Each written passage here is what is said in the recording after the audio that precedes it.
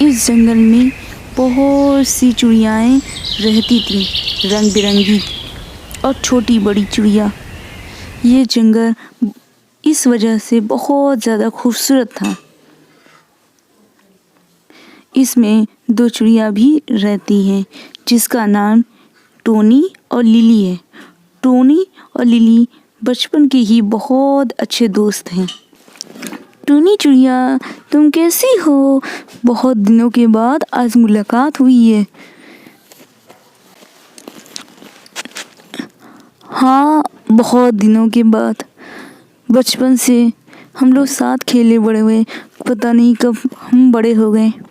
और बताओ टोनी, तुम और तुम्हारे घर में सब ठीक तो है? तुम्हारी तो शादी बड़ी जल्दी हो गई, और तुम्हारा एग्ज़ाम और तुम्हारी पढ़ाई और तुम्हारा सपना, इसका क्या हुआ?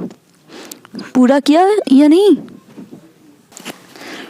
टोनी जब अपने सपने के बारे में सोचती है तो वह बहुत दुख में डूब जाती है और कहती है कि लिली, मेरी बचपन की सहेली, मेरा सपना अब नहीं पूरा हो पाएगा।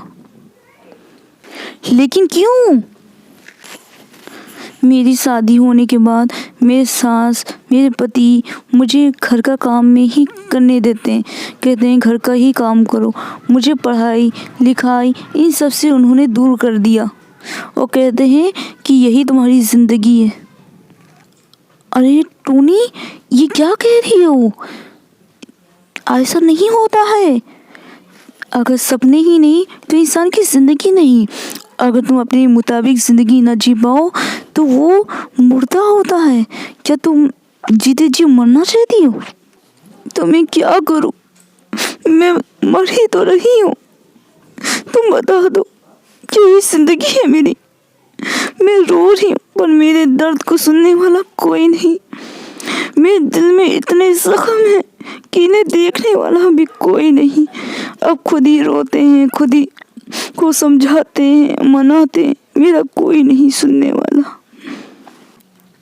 लिली कहती है, चुप जाओ, चुप जाओ, चुप जाओ टोनी, चुप जाओ, अपने आंसुओं को पोंछ दो, चुप जाओ। फिर टोनी अपने घर चली जाती है और लिली भी। टोनी जैसे ही अपने घर पहुंचती है तो देखती है कि उसकी सास वहाँ पर मौजूद है और उसने अभी तक कुछ खाना नहीं बनाया था। वो जैसे ही पहुंचती है वैसे ही वो खाना पीना सब बनाने लगती है। टोनी चिड़िया जब अपने सपने के बारे में बताती है अपनी सास और अपने पति को तो दोनों ही खफा हो जाते हैं। सासू माँ, मुझे पढ़ना है और अपने सपने को पूरा करना है, प्लीज़ मुझे पढ़ने दीजिए। नहीं, तुम क्या करोगी पढ़ लिख कर? अब घर के काम करो, यही तुम्हारी ज़िंदगी है। अब कालू कौवा भी बोलता है, माँ सही कह रही है, जैसे उन्होंने कहा है वैसे ही करना पड़ेगा, नहीं तो मैं तुम्हें घर से निकाल दूंगा, समझ गई? अब टोनी चिड़िया भी परेशान हो जाती है और रोने लगती है, पर उसने ठान लिया था कि मैं कुछ करके दिखाऊंगी।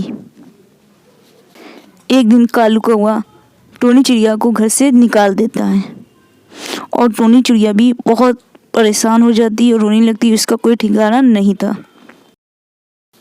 लिली चिड़िया को जब इसके बारे में पता चलता है तो वो टोनी चिड़िया को अपने घर ले आती है। लिली, मेरी बचपन की दोस्त, तुमने आज मेरी इस मुश्किल घड़ी में मेरा साथ दे रही हो, इसके लिए तुम्हारा बहुत बहुत शुक्रिया।